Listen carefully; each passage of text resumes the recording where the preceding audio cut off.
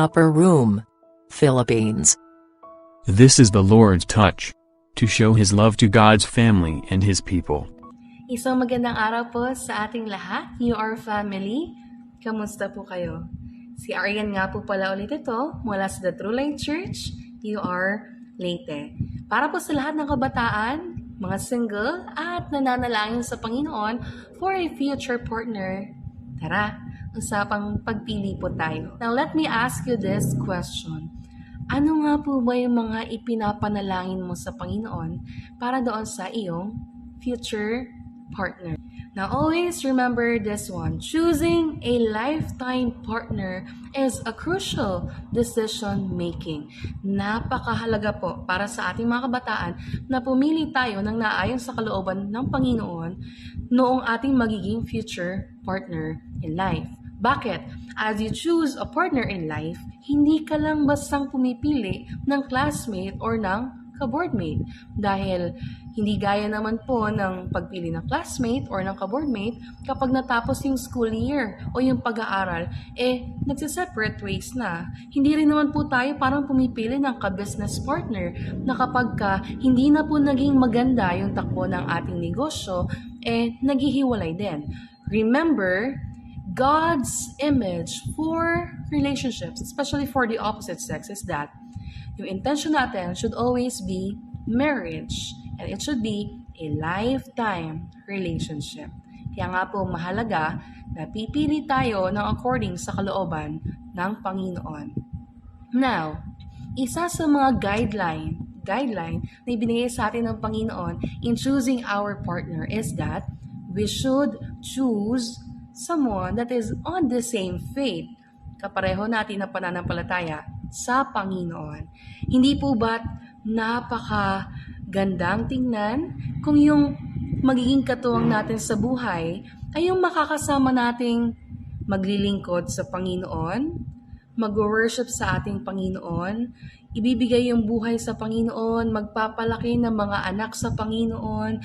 In short, yung partner na makakasama mo i-glorify si God because our primary purpose to be in a relationship is glorifying God. Kung tayo po ay pipili ng partner that is not on the same faith, it will be difficult for us. Bakit? Dahil magkaiba kayo ng desire, magkaiba kayo ng mga nais mangyari sa buhay, at magkaiba kayo ng Diyos na sinasampalatayanan. Yes, totoo po yan. I know this might be heavy, but believe me, kapag magkaiba ang Diyos nyo, I'm not simply pertaining to the God who we are worshiping, but magkaiba ng desire sa puso, magiging mahirap para sa atin na maging isa. Alalahanin po natin na gaya ng sinabi sa Bible, ang mag-asawa ay magiging isa. Pero paano nga po bang magiging isa ang dalawang tao kung magkaiba yung naisin nila sa puso at magkaiba yung Diyos na kanilang sinasampalatayanan? Kaya nga po sinasabi sa atin sa 2 Corinthians chapter 6 verses 14 to 16. Hayaan niyo pong basahin ko po sa Tagalog. Huwag makisama sa mga di sumasampalataya na para bang kapareho ninyo sila. Maari bang magsama ang katuwiran at ang kalikuan o kaya'y ang liwanag at ang kadiliman? Maari bang magkasundo si Kristo at ang dyablo? Ano ang kaugnayan ng sumasampalataya at di sumasampalataya? O ba't mahirap pag-isahin ang liwanag at ang kadiliman? Maging din po ang katuwiran at ang kalikuan? So bilang mga kabataan, piliin mo at ipanalangin mo yung taong makakatuwang mo to glorify God. Yung magsiserve kayo ng pareho sa Panginoon. Ako po personally, I would rather wait for a long time. Bahala na pong maghintay ako na matagal, sobrang tagal. Kesa naman po, dumating yung araw, magsisi ako at masabi ko sa sarili ko, mas mabuti nang naghintay ako kesa yung nandito ako sa sitwasyon na ito.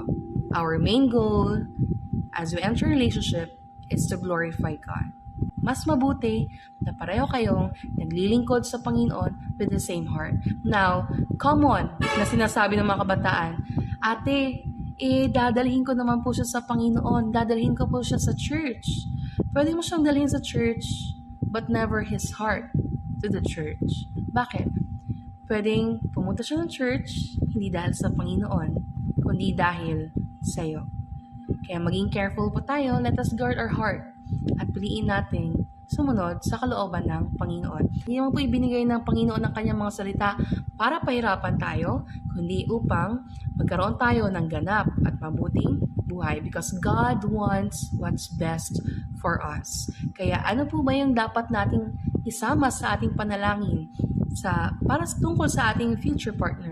Siyempre, unang-una po sa lahat ay yung taong magiging katuwang natin as we please God and as we glorify God. Yung taong makakasama mong manalangin, yung taong makakasama mong lalago sa salita ng Diyos, lalago sa pag-ibig sa Diyos at pag-ibig para sa Diyos, yung taong hindi lang makakasama in good times, kundi yung taong makakasama mong lalaban kahit na marami ang pagsubok, yung taong siya rin mag-i-encourage sa'yo sa Panginoon, yung taong ilalapit ka sa Panginoon. So, choose godly standard, piliin mo ay yung taong nasa Panginoon. Gaya nga po ng sinabi sa isang awitin, bili ni pastor sa akin, ako daw ay manalangin, huwag padadala sa bugso ng damdamin. Masarap mahalin ang taong bunga ng panalangin. Kaya tayo, let's keep on praying in the Lord and trust Him with all our heart. Alam nating may inilaan na si Lord for us at yung taong makakasama natin as we glorify God. God bless po mga kapatid. Maraming salamat po.